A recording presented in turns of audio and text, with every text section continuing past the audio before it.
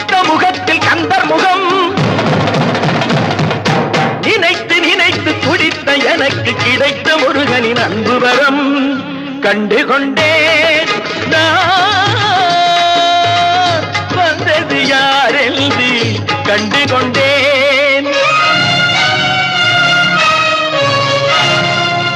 இடையோடு கூடும் உடை கோவணங்கள் எவையும் இல்லை ஐயா